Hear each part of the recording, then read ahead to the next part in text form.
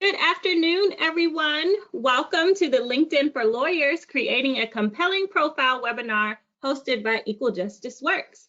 I am pleased to introduce our featured speaker for today, Samina Cluck.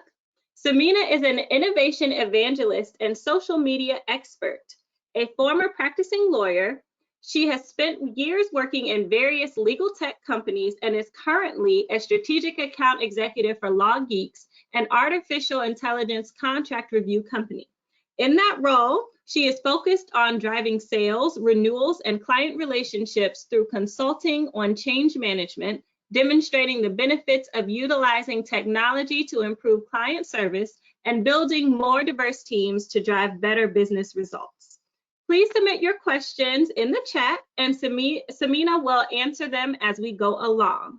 Please join me in virtually welcoming Samina. Over to you. Thanks, Linby. Hi, everybody. As Linby mentioned, I'm Samina, and I am super excited to be presenting to you guys today. I got to present to the Equal Justice Work Fellows for the first time, maybe the fall before last, I think, and it was so much fun. So I was really excited to get the chance to present to alums.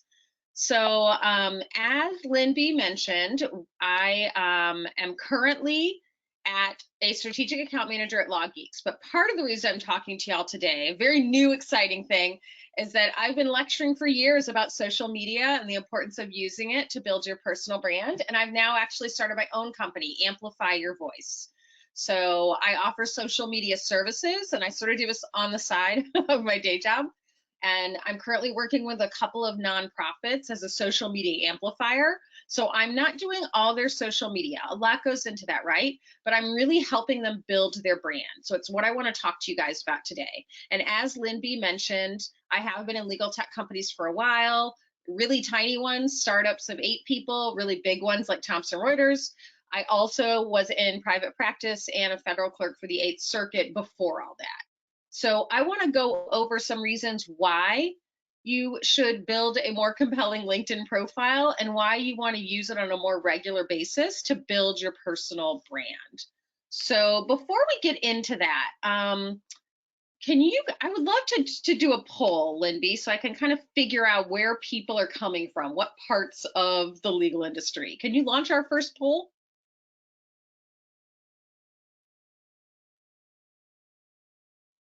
So it gives me a good background to kind of understand if you're still kind of in the legal aid nonprofit side of the world, if you've moved in-house, or if you're in private practice, or we're in DC, so a government agency, or some of you may be in between things.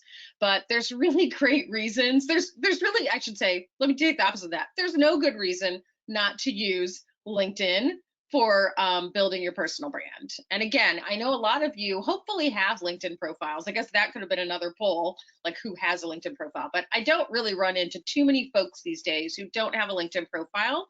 Sometimes the managing partner, if they're of another generation, hasn't seen the value of having a LinkedIn profile. Okay, we can probably give it a little second here. In the meantime, I'm going to go through and just talk about how many people are using LinkedIn.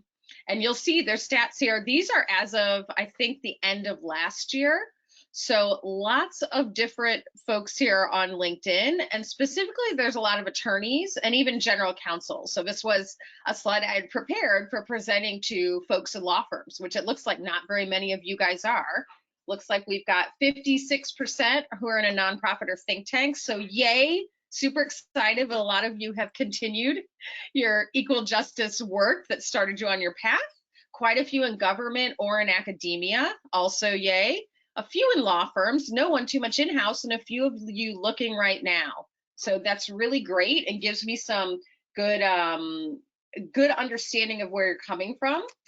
So, I also have a couple of stats here on Twitter. We're not going to really cover Twitter today because this is all about LinkedIn, but I will tell you, Twitter is a really great place to get involved in a lot of the emerging issues happening, not just in the legal industry, kind of in general. I tend to be on Twitter a lot when I'm trying to catch what's happening with current issues. I've been following a lot of the Derek Chauvin trial on Twitter because I just don't want to expose myself to watching that. It's kind of traumatizing, but it's interesting to see. And just again, with the legal industry, law Twitter and appellate Twitter, there are lots of interesting debates about access to justice, law school admissions, and things like that. So I'd encourage you to think about that.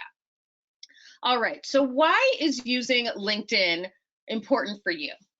So a little bit of an initial stat here in terms of what happens to people when they are in law firms. Now, I'm going to talk in a minute about other contexts as well, but this is one of the key things we've seen for women and, BIPOC or people of color throughout the legal industry is they may be entering organizations at a decently or a sufficient rate, but every level of promotion, they're falling out of the funnel and they're being less represented. And there's multiple things that may be playing into that. But if you can raise your profile a little bit and connect with folks via social media, that can be important.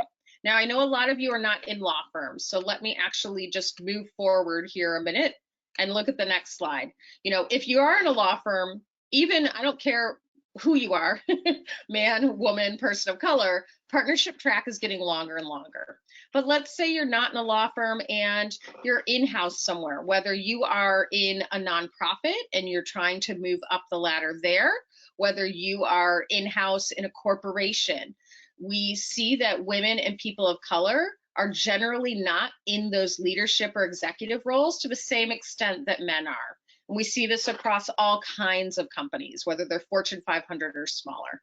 So if social media is a way to help you get ahead, and one of the things that we see, and we hear a lot from people of color and women, I would say, but I hear it a lot from young folks in general in the legal industry, is they don't feel like they can really be their true selves when they're at work, that they often feel like they're putting on a mask or a cover, they're putting all of their personal issues aside and trying to blend in with everybody else. And I think the problem with that is we're whole people. I think if anything, if nothing else, COVID showed us that who you are from 9 to 5, it's not like you just shed every other role you have in your life to focus on your work. You still have things happening with your kids, with your pets, with your, neighbors, things in your house. There are things going on, and it was too hard to hide it in COVID because suddenly, you're in my daughter's bedroom right now. That's where I am talking to you from. But authenticity is a way that you can feel like you're connected with other folks, that you can be your true and authentic self, and you don't feel like you have to bifurcate yourself between these. Beyond that, it's a great way to stay engaged with your work. I feel like if I have to go in and pretend to be someone I'm not, to pretend I don't care about certain issues, it's really hard for me to feel close and connected with the people I'm working with, whether that's colleagues or clients or the general public. I have to be able to feel like, okay, I'm engaged in this. Because think about it. You are with your clients or your colleagues or your coworkers most of your waking hours of your week, 40 hours a week, right? You literally spend more time with these people than with your loved ones or your family of origin, or your family of choice, your friends, whoever it is. So you want to make sure that you can feel like you can be yourself and you can enjoy yourself. Beyond that, it's going to help you stay engaged and really enjoying the work you're doing.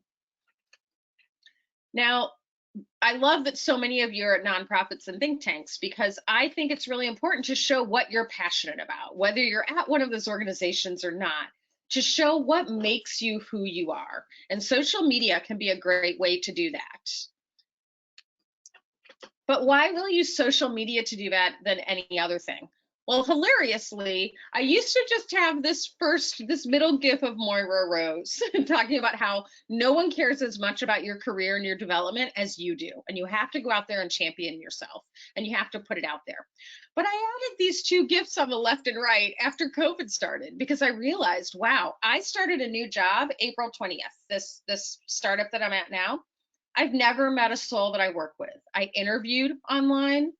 I accepted the position online, and I've been working, it'll be a year Monday, I've been working for a year with people who have never met me. They're all in another city or multiple other cities or countries. So sure, I can put out this persona that I'm like the guy on the left, working all the time, but they don't know what I'm doing when I'm not on Zoom with them, what I'm doing on the other side of the screen. So social media is a great way to show them a little bit more about who I am and my work ethic and what's important to me.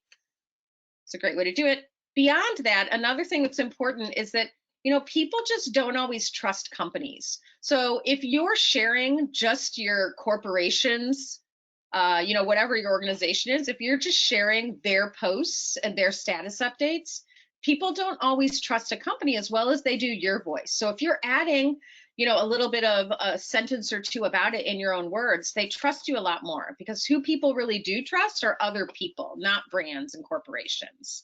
And so when they can go on social media and see different things about, oh, this volunteer activity that you participated in, or that you're celebrating, a certain, National Coming Out Day or something, they get to know a little bit more about who you are. Because at the end of the day, you just want to have a connection with other people. And it's hard when we're all stuck in our homes, right? And lest you think that I was always this person who loved social media, let me tell you, I was not. I actually got voluntold into a social media pilot about 7 or 8 years ago now, and I wanted no part of it. I was like the guy on the left. I was very much almost, I was indignant that a company that I worked for very hard, long hours all the time, was asking me to use my personal social media to promote anything professional or work related. I'm like, no, I use Facebook and that's my time. Okay, I'm dating myself. That was a while ago. Now I don't actually use Facebook as much as Instagram, but I digress. Anyway, and so I just did the bare minimum when I was in that social media pilot that they wanted me in. Until I went to a meeting one day with a new business development and marketing director at one of the law firms that I worked for. And as he's going through and explaining things he learned in his role at a toy company and editor of a sports newsletter and something else, and I stopped him and I said, wow, you have a really varied background. I don't normally see too many people having a background like this in, law firm business development and marketing. And he stopped and he kind of cocked his head, like how your dog does when you're talking to them. They have no idea what you're saying, but they're listening intently. And he said, well, did it you and your colleague look me up before you came in on social media? Because I certainly looked both of you up, and woo, we were like the woman on the right, deer in the headlights. I was like, and that was the day I realized whether I want to engage with social media or not, other folks are looking me up. Clients, colleagues, potential employers, competitors, they're all looking me up on social media. So I might as well start using it and craft the message I want there and use it to my benefit. And once I started doing that, that's when I quickly realized what a great tool it was for me. Because basically, in the role I was in at the time, I was an account manager at Thomson Reuters. So essentially your Westlaw rep, right, who would come to your firm. And when I came in, people either saw me as a glorified customer service rep there to fix their Westlaw printer, or they saw me as a sales rep there with my hand out to take money from them. And I didn't want either of those images in their head. I wanted them to see me as somebody who understood the problems they were having, who could consult with them on a better way to innovate the process. And that's what I really quickly realized I could use social media for. So I started sharing articles that I thought were of interest about artificial intelligence or technology, or, the changing nature of law firm and in-house relationships, diversity and inclusion.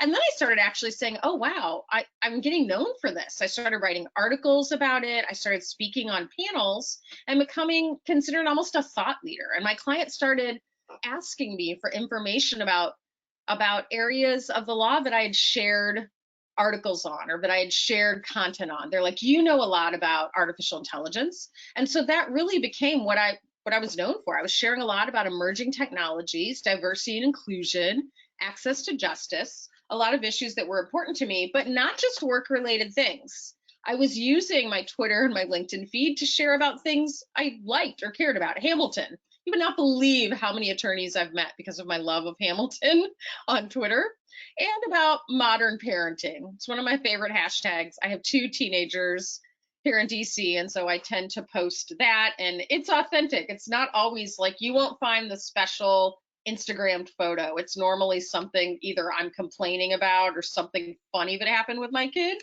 but not really specifically, you know, about work per se, but it's a way to get to know people.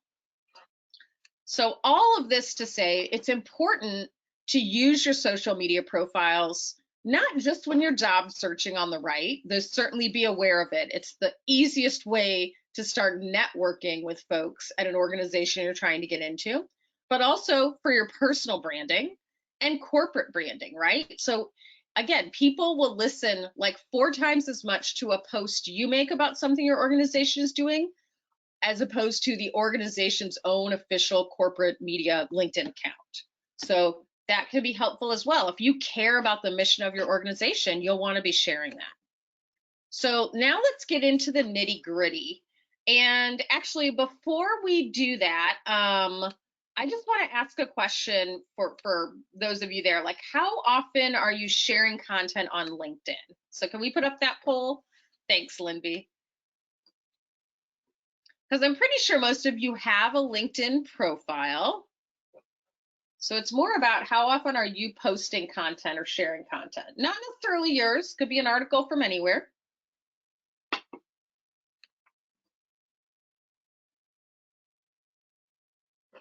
So while that goes and is getting collected, we'll wait for that to close. I want to first say you're going to quickly realize that the last answer wasn't the one I was hoping to see so many on, but it actually makes me good that hopefully I can teach you a few great things today. I could use it for more than just job searching, just barely beaten out by less than weekly. So that's great. I think hopefully this will be a useful session for you today. So let's talk about LinkedIn. It's not just an electronic repository for your resume. So really, there's a few of the most important parts of your LinkedIn profile I'm going to tell you today. So what the first section I'm about to cover here, if you listen to nothing else I say today, just go this week or this weekend and work on this one part of your LinkedIn profile. See, Steve Harvey is compelling you to do it even. So that most important part is the about or summary section on your LinkedIn profile. So a lot of people skip that section. Okay, that is a bad plan. You know how if you're at home with your family and your aunt or your grandma asks you what you do and you have to explain it, but you have to explain it almost as easily as possible. You can't be very specific about, oh, I specifically work with Section 433 of the Communications Act. Like no one wants to know your legalese and no one's going to understand it. This is basically you giving an elevator pitch about what you do, but this is the thing to remember.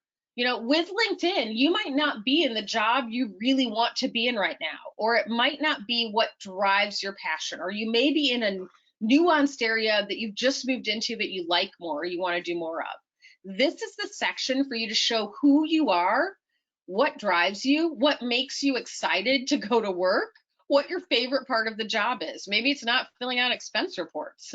You know, this is where you can put this in. You can use it to essentially talk about what your goals are, where you want to be in the future. So let's look at a couple of examples. So here's one, actually I'm going to just go to the next slide because they're a little bit bigger.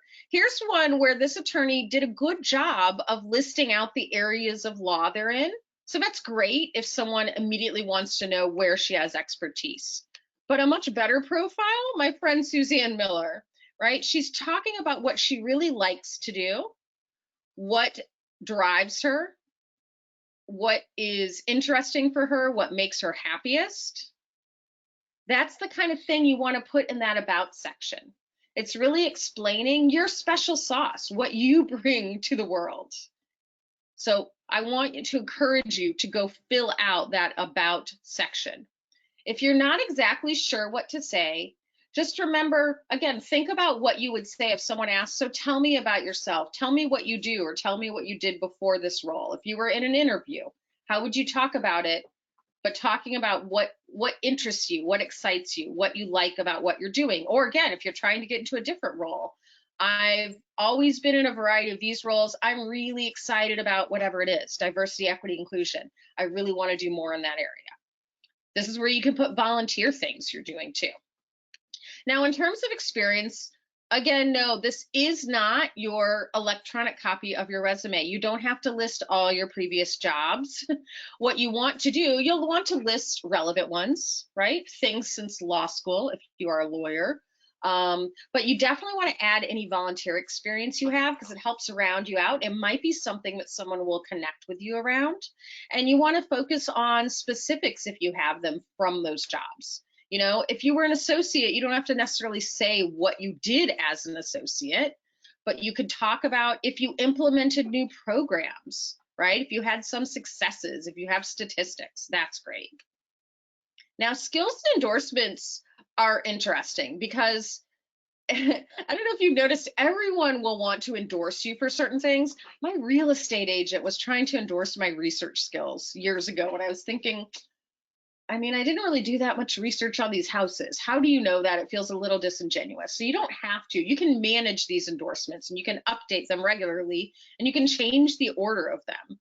So actually, my company, Law Geeks, did an analysis looking at what kind of skills general counsel prize. And again, this is important if you're, an attorney who's trying to get to a general counsel, but maybe if your organization is trying to get funding or get an in-house team to partner with you on some legal matters. I'm working with an organization now, the Blue and Black Partnership. It's Howard University law alums who have partnered with police to try to heal relationships between the police and the communities they serve through data, sorry, I have a cat coming in. How's that for authentic? And so, we're trying to pitch different law firms and different corporations for funding for the partnership right now. And so it's really interesting to know what are the types of things they prize, what do we want to focus on when we talk to them. So here's some examples. I'm so sorry. See, I could think, oh, this is very unprofessional. I'm just going to think of it as very authentic. I have cats. So you can see that we've got a few different examples here on the left. And then we've got someone who has basically reordered those on the right. Recommendations are another one. And I will tell you a story about this. So recommendations, you can request them from your connections, but you want to make them strategic and you want to edit them to keep up with your career. And you can always do it almost as a, quid pro quo. I'm happy to write you one if you'd write me one. So here's examples of some recommendations, and you'll see, information about, kind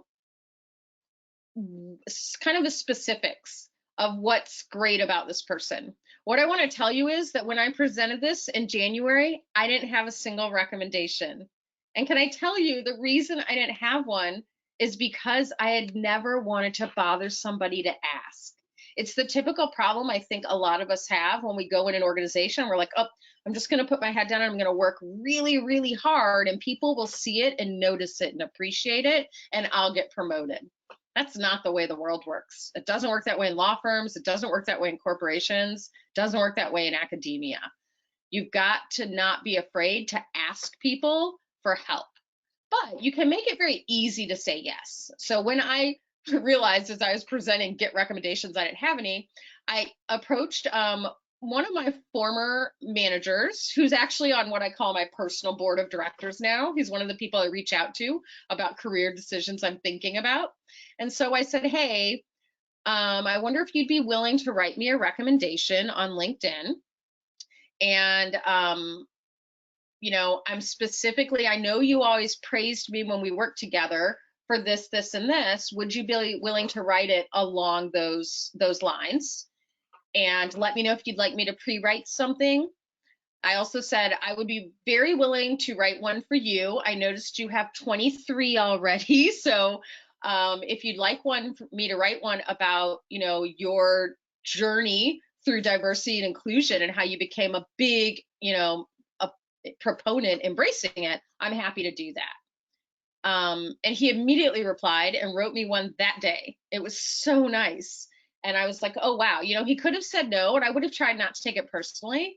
But if you don't ask, it's like the lotto. If you don't play, you can't win. So a good thing to do, and again, to get a variety of ones that talk about, especially if you're trying to go into roles that you haven't done some of those tasks in the past, If you have relevant expertise, put that in. And don't forget, again, to ask, to think about asking for folks you know in various contexts. So there's certain people I never actually worked directly with, but they know about my work. We worked on volunteer things together, or we attend a lot of the same conferences, or we are friends. We didn't work together, but they knew me in my professional capacity. So you can ask a lot of different people for our recommendations. All right, and then we'll move to accomplishments. So don't forget to add other accomplishments you have, whether you've achieved, you've won awards, you've gotten new certifications. If you've gotten published, you definitely don't want to forget to put your publications in. So I'm always trying to go back and make sure every article I write, I've added to my LinkedIn profile, because I forget that. Any courses or awards, of course, if you speak a language, anything like that is helpful. And we'll go to interest, but before I do that, I just want to touch base. Lindsay, were there any questions? I forgot to tell people, if you have questions, feel free to put them in the chat or. I don't have any questions in the chat right now. Perfect. Okay, great. All right, then I'm going to keep going. So let's talk about interests. So this is a section I feel like people forget a lot, is joining LinkedIn groups and following folks on LinkedIn who you believe in. It can be a great way to find content and to build your professional persona. So, here's an example. This was a general counsel I wanted to meet, and I noticed some of the organizations she's part of and some of the folks she follows. So when I saw she was part of In the House, I'm like, oh, I know those are general counsel who are really focused on best practices, who are really focused on a new way of being a part of a corporation and not being in a silo. Then I also saw privacy tech. I'm like, oh, I didn't know she had as much to do with data privacy issues, but maybe that's a new area that's coming to her because she's joined that group. So in terms of maintaining your bio, do know that you can edit your public URL so it's easy to remember. Mine had numbers at the end of it before I went and edited it. You can do a lot from the little me icon and the settings. Definitely ask someone you trust to look at your profile and tell them what they think. If there's things you should add, and don't hesitate to crib things from other people's profiles if you want. I go and look at folks in roles like mine. Initially I did all the time to see, oh, that's something I do and I kind of forgot to highlight that. And then don't forget to update your profile regularly so that when you are job searching, you don't have to take 3 hours and update what you've done, but you've already got your most recent articles and things there. Now, here's the second most important part of your LinkedIn page. So the other part I want you to listen to. Recent activity is an area that you cannot ignore. And based on our poll about how often y'all share on LinkedIn, I feel like your recent activity is probably not going to show a lot.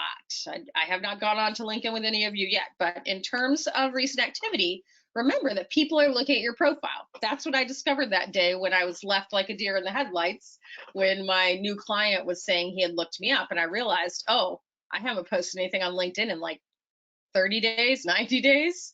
So there was nothing to see there.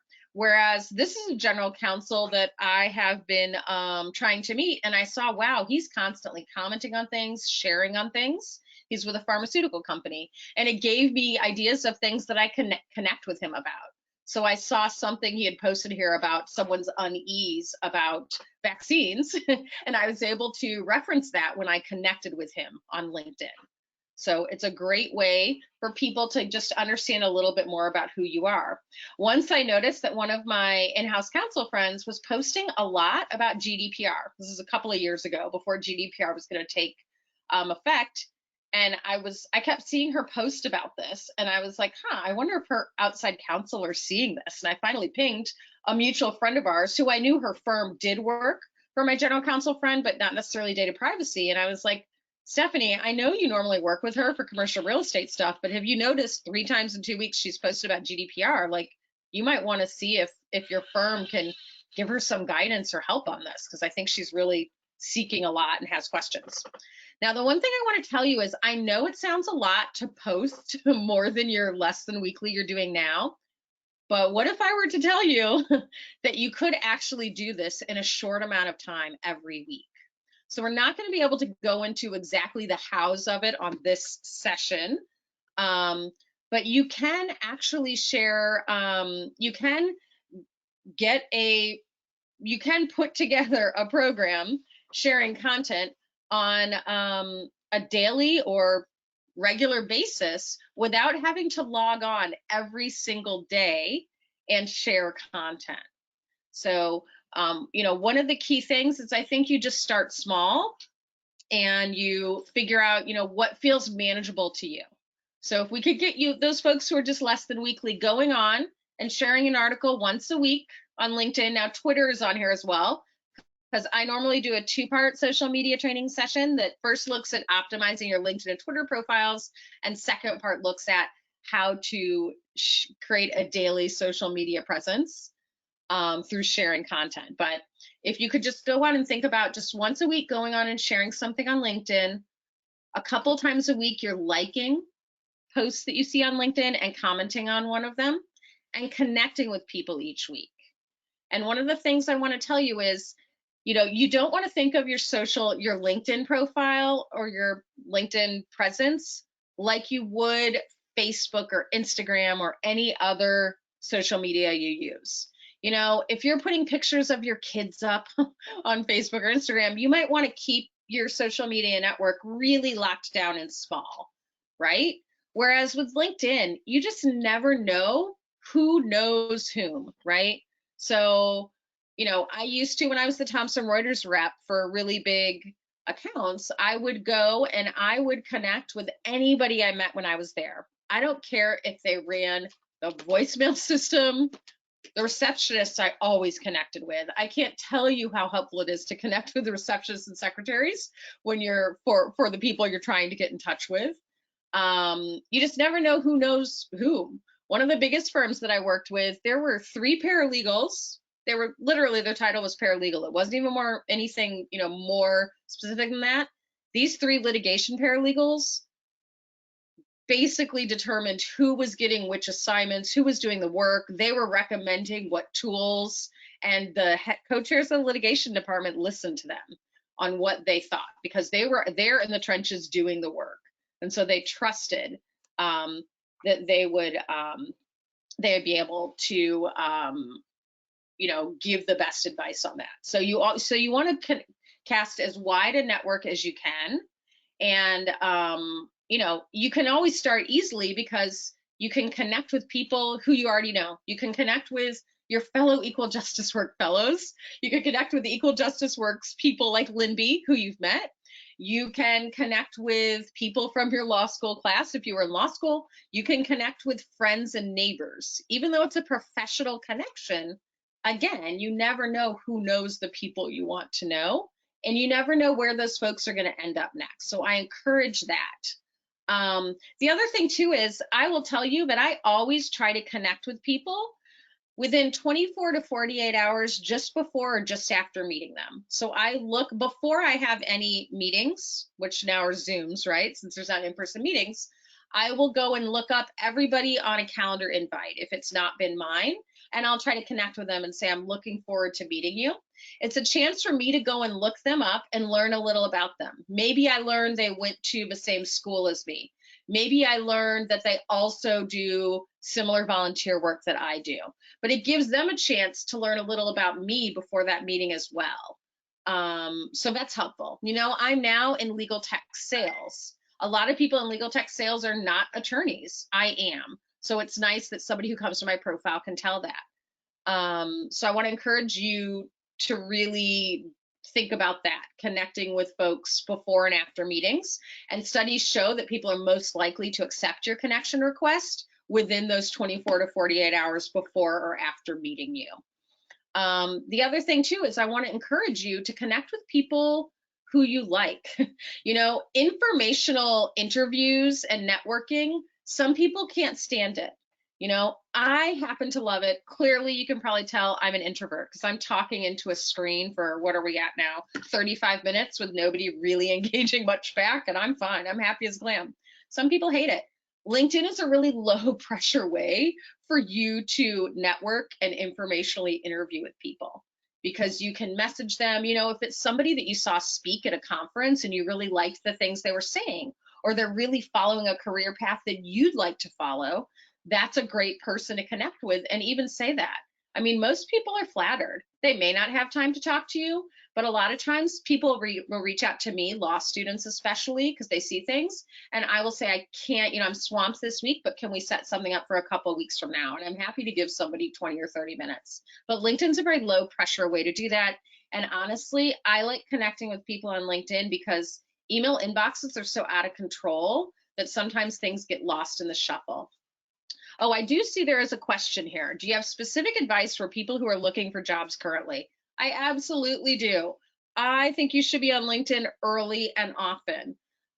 You want to put out there, you know, things that help people understand what you have expertise in. So not that you need to say, I'm here to, you know, I am the best person at blah, blah, but it shows people what's important to you. It shows them what you're aware of, what you're on top of. So, you know, if you're trying to get a job at a nonprofit focused on racial justice, then definitely be posting articles you see about racial justice with a comment or two. Doesn't have to be a really long, big, pithy statement, but it could just be like, this is a really interesting analysis of how we're seeing different, you know, police testifying in a different way in the Derek Chauvin trial than we've seen in the past. Will be interesting to see if this trend continues. You don't have to say a lot. You don't have to really even take an opinion on whether something is positive or negative. I all the time used to get attorneys at law firms saying, Samina, I can't comment on a case that's come out from a certain circuit. And I'm like, you don't have to say whether you agree, just say, wow, this could be a really important case going forward. You know, this opinion released by the Ninth Circuit today. So that's a great thing. You know, when you're job searching, even if you're not employed currently, you want to be following companies that you want to get into, because then if you do get an interview with that company, you can actually mention things you've learned about the company, or it's a way to get to, you know, to connect with someone. So once I wanted to connect with a woman at one of my firms. She was in charge of their women's diversity network. So we, you know, I invited her to diversity dinner. I invited her to all these things. She ignored me for like 6 months. And then I happened to notice that she had just become the chair of the board of directors for a nonprofit in DC that focused on helping kids like at the junior high and high school level be college ready. And I do a lot of volunteer work in DC in education circles. My kids are in DC public schools. They're in an all-ward school. My daughter and I have testified so many times at the city council about equity in the schools. And so I just sent her another note and I'm like, congratulations on your new position. I do a lot of advocacy in the education circles in DC too. I'd love to talk to you more about it.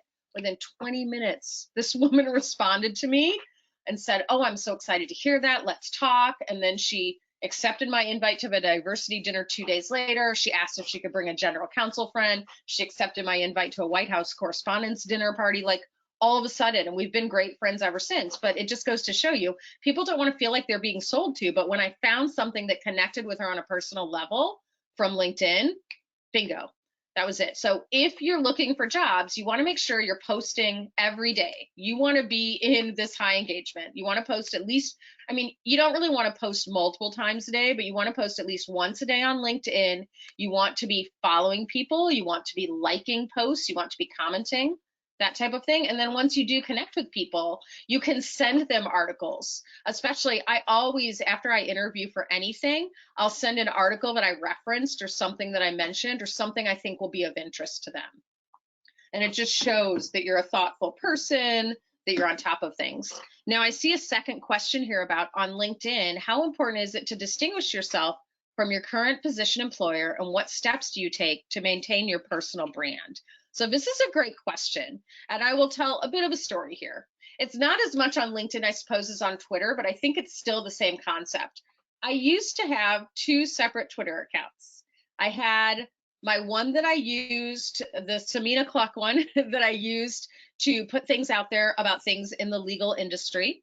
that I was hoping clients would see or other folks in the industry. And then I had a personal one, but I tended to post a lot of things about school and education on. Sometimes I was a little bit bashing the DC, public school administrator over different things that I was frustrated with. And I was speaking at a social media conference on employee advocacy and how you need to be authentic. And too many of us feel like, oh, I want to just look like everyone above me in these positions. Well, guess what? A lot of us don't look like the people above us. The people above us are multiple decades older than us and have a different skin color, perhaps a different gender. So, or I thought, oh, I don't want to brag. So I don't want to put any of my personal accomplishments out on my professional. And again, it's not bragging. It's giving people an idea of who you are and what drives you. But anyway, I digress. I was at that conference on the stage talking about how you need to be authentic. And I just happened to mention, I share a lot of things other than, I do have a separate personal Twitter account where I, will share more personal things. And while I was on the stage, someone in the audience, because it was all social media marketing people, started a poll on Twitter whether Samina Cluck should merge her personal and professional accounts. And while I was still on the stage, people are telling me the answer, it was overwhelming, you should. And I realized I wasn't really being true to myself, right? So I will say I don't generally put a lot of things that are very political. I will post things that I see happening in politics, but I will try not to take an opinion one way or the other on them, because I don't want that to, impact how somebody sees me. And you can think you have a personal whatever account, but people can screenshot anything, right? So I really, I will share things from my current employer only once or twice a week, because if I feel like if I do any more than that, it just starts looking like I'm PR for the company. It doesn't feel authentic to me. It feels like I'm part of their marketing attempt. So instead, I'll share articles that may espouse a philosophy that's great for the company. I share a lot about how using technology can free you up for other things, for more important tasks, that we're using AI for some of the robotic rote tasks that it can do faster than I can. And frankly, I don't want to do a ton of cutting and pasting. If I'm up at 2 a.m. working on a contract, it better be because I'm trying to craft the really cool way that we're going to get these two sides together. I don't want it to be because I'm checking if I defined the term I used and I used the term I defined and I'm changing numbers and letters. So I might post an article about that that never mentions my company, but that is positive for them.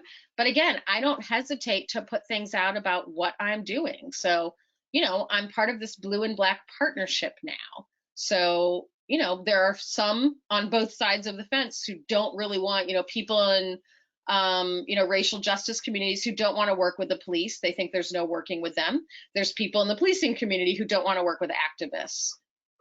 At the end of the day, I'm going to keep posting my stuff. I try to keep a professional tone with it, but I think it's important to show people who I am. So we're not going to be able to go a ton into how you will go about posting, but I will give you a few tips and some more at the end.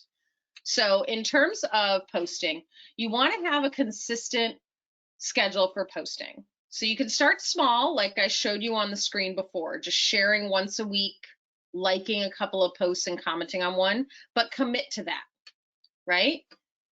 And a great way to do this is to schedule it. So I set half an hour on my calendar every Friday afternoon when I don't have quite as many calls. Because I will say, one of the great things about working for a global company is half my company is over in Israel. They not only are 7 hours ahead, they work on a Sunday through Thursday schedule, whereas I'm on Monday through Friday. So Friday afternoons are great because I'm definitely not hearing from any of them and I have a little more free time. It also means, though, unfortunately, I have a lot of 7 a.m. calls. But if I just put it on my calendar, then at that time, I just go and think, okay, do I have content to share every day next week? And I'll put things in a note. And oftentimes I'll already have at least 2 or 3 posts set up because I had scheduled things this week to post, and then more important or pressing or emerging news came out. And I said, oh, I'm not gonna post that one today because I want to post this thing that just happened about DC statehood. So I'm gonna push this to next week. So a lot of times you'll already have content there. And if you start following people, it's really easy to see great content they're posting and sharing. You know, if you're in the nonprofit or think tank world, you know, there's other organizations who are doing things similar to you or that complement what your organization is doing. So you can post those, you know, but you really want to focus on connecting as broadly as you can with folks, commenting on things people share, and think about it. You know, you want to comment on things your colleagues share. If one of your colleagues writes a blog or runs a marathon, those are great things to comment on. But think about your clients or, you know, other partners that you're working with. They're going to be sharing content all the time. They're going to be, you know, achieving things, and you can comment on those things. Just a simple congrats, but realize every time you comment or like or share something, it shows up in all of your connections news feeds. So it's a great way for them to see that you have an active presence. And if you're job searching, you definitely want to be doing that. So, you know, if you're trying to get into, I don't know, wherever it would be, let's say you're trying to get into the FTC, a job there, then you want to be following their stuff, commenting on it, commenting on developments happening in that area of the law. It's a great way to do that. And just think about too that you're seeing, this is the thing I try to tell people, is you're seeing content all the time. We're all consuming content all day long on these phones, right? You're seeing stuff on news articles, you're seeing stuff on social media. That's all stuff that you can share. It doesn't just have to be about, you know, if you're at an organization for reproductive justice, all your articles don't have to be about that. I've been sharing a lot about remote working and the impact that, you know, remote working, when you also have brand new, not really new, but you have new office mates you never asked for, i.e. your children or your partner at home, and having to be interrupted by them and dealing with them, or like cats that are constantly jumping in your lap when you're giving a big webinar. And so it's something that's pretty relatable to everybody, and we're all going through it. So that's something that sometimes I'll share, but doesn't really have anything to do with the legal industry per se, but something everybody can understand. So one of the tips that I can tell you is there are free social media aggregators that you can use for sharing content, for scheduling it out. So you don't have to think, I want to go on every morning at 9 o'clock and share, or, you know, like before I had one, I would just put things in a note every Friday afternoon, and I was cutting and pasting them in every day. Well, that's a pain. That's how it's easy when you use a social media aggregator to schedule it all out at once. So let me see here. Move forward a little bit.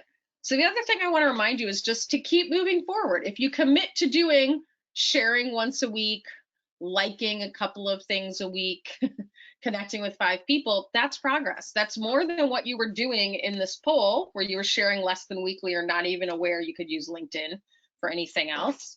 That's progress, and just keep moving forward. The more you do it, the easier it gets, and it's a little bit of scheduling it. You know, I have had to schedule fitness in. I'm not one of those people who took this pandemic to get in shape.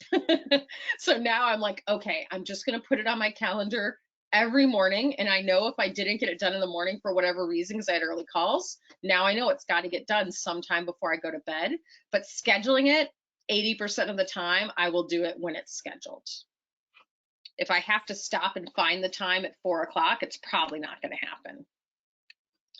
So if you're interested in learning more about where to find content, when and how to connect on LinkedIn, I mean, I think I kind of spoiler alerted a little bit about when, just before and after you're meeting people, but what to write in a connection request, how to use content sharing to build your personal brand, and also how to best use or navigate Twitter. I know a lot of people feel like it's a big, scary highway they're going to get run over on. I actually now offer a 2-part training session on how to build your personal brand through social media. So the first session is some of what we went over today on optimizing your LinkedIn profile, but much more specific details, and on using Twitter. And then the second session is all about using content sharing to build your personal brand. And I go through a lot of tips and tricks and places and where to find content and how to go about it and easy ways to do it.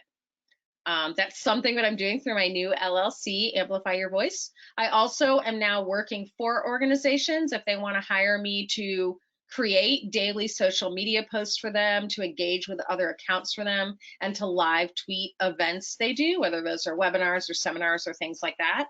And again, can I tell you that I'm only doing this because I got known from all the social media sharing I did.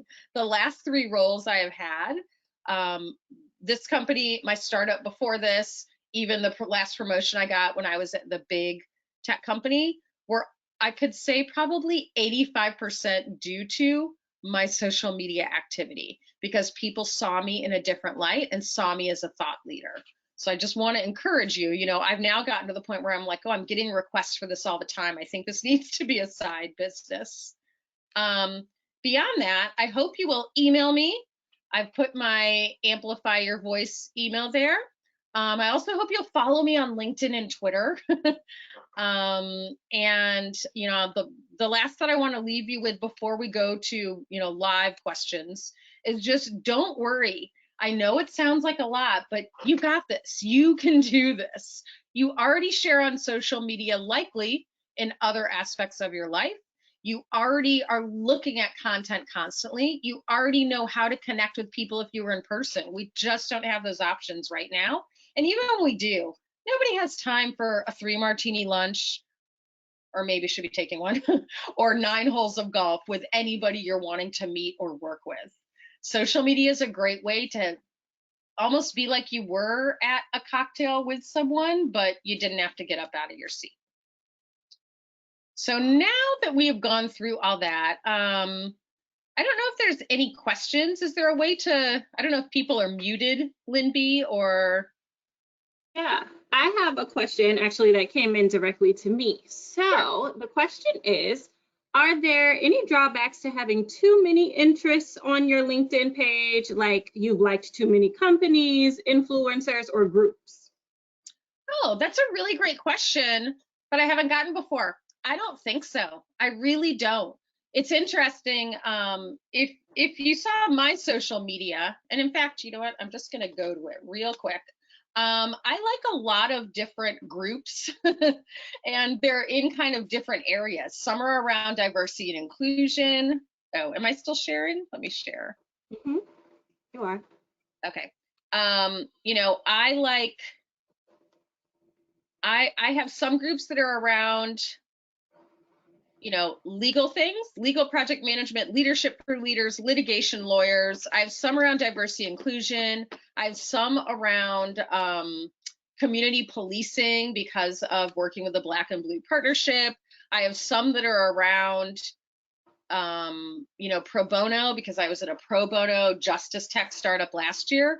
Just a lot of different arenas. And I think that's okay. I don't think there's really a downside to having too many interests, because on your profile, it will only show a certain amount at a time. So if I go to my profile, let me see here. I think it only shows like 6 at a time, and then you have to page through. And just the fact of the matter is, most people are not going to keep paging through all of your interests. So if I go down here, Oh, see, there's my 2 recommendations that I got because I was asked. So see, it's just showing.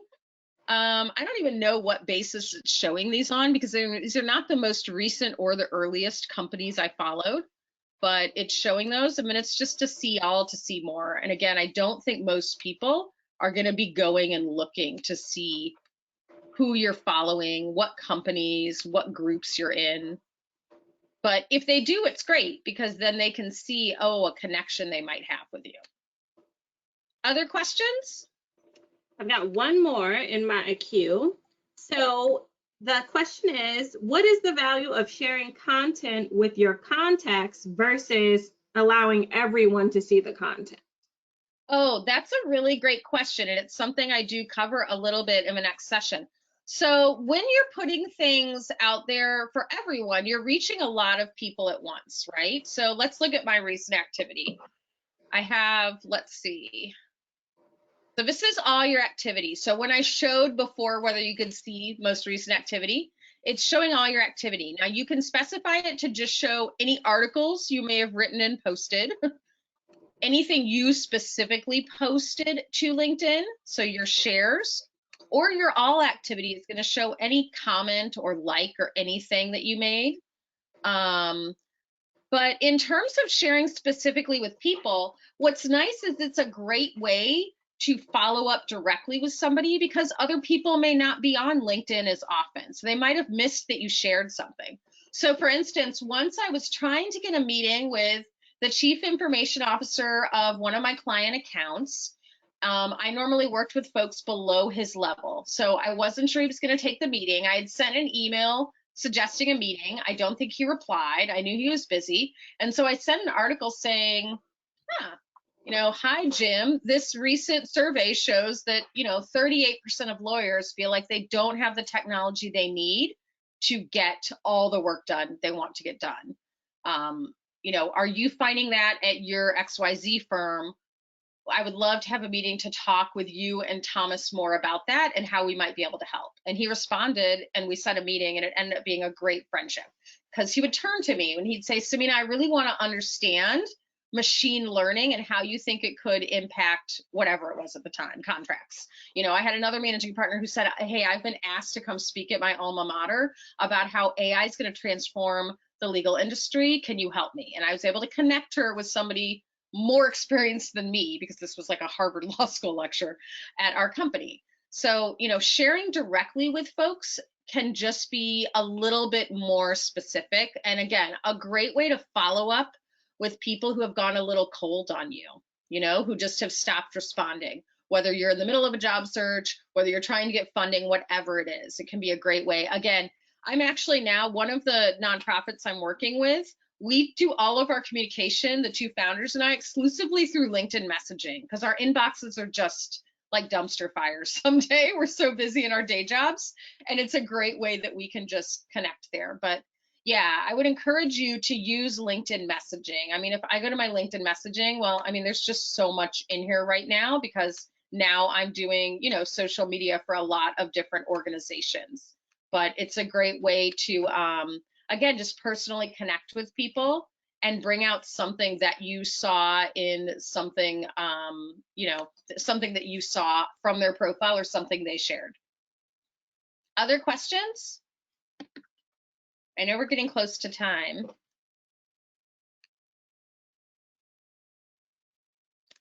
How are people feeling about this? Are you feeling like this is something you can do? Do you have hesitation still? I mean, I will say that I have often had really senior people tell me, I don't know why I'd bother doing LinkedIn, Samina. I just am gonna get, I've actually had several managing partners tell me I'm just gonna get hit up by recruiters or salespeople. And actually, if you see, I have several invitations here right now that are recruiters, right? I'm not interested in these jobs. So sometimes I'll just leave them there for a bit. Sometimes I'll reply and say, oh, I'm not interested. And then they'll say, oh, great, let me know if you know anyone who is. So I'm like, fine, I let it go. But there have been times then when I did find somebody, I had a colleague who was leaving their organization and looking for the next role. And I was like, hey, I know this recruiter at so-and-so, do you want me to put you in touch? Or they hit me up for this role, do you want to talk to them? And so I have those. But I mean, it's just so much more of a benefit to me having LinkedIn as a way to connect with people than I think it is a hassle of having recruiters or salespeople targeting you. The other thing I will say too is I once had a managing partner, it was actually really awkward, at a luncheon say, Samina, why would I bother connecting with my associates on LinkedIn? And I was thinking, ay, ay, ay. And I said, well, if you don't get to talk to them every day, if they sit in another office, if your paths don't cross, if you want your associates to understand your values and your leadership style, if you want them to understand things that are important to you, LinkedIn is a great way. If you're sharing things about, women, Black History Month, women's, International Women's Day, whatever it is, it helps them understand a little bit more about who's running the organization that they're giving so many hours to. So I can't encourage LinkedIn content sharing enough. Other questions?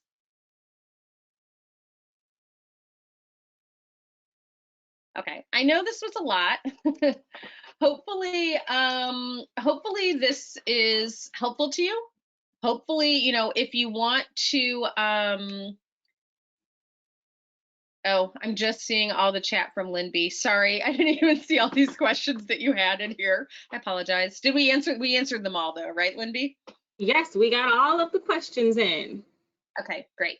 All right. Well, I know that Linby will be sending it an evaluation, or EJW will, I guess I should say. So please fill that out, because I always love to hear how I could do this differently. You know, when I did this in person, it was easier because I could see people and I could see when they had questions and we could engage and interact a little bit. So this is a little different.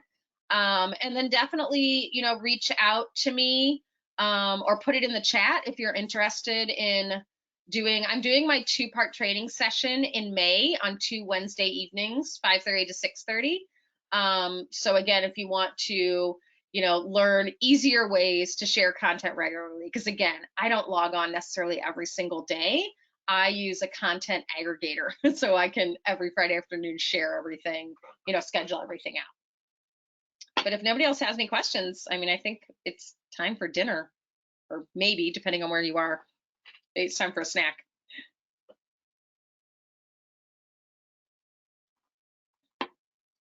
All right. All right, well, thank you everyone for joining us this evening. We will be following up with our survey, as Samina mentioned, and we hope you all will have a great evening. For those of you heading on over to the Alumni and Fellow Speed Networking event, we will see you shortly. Thank you all. Thanks.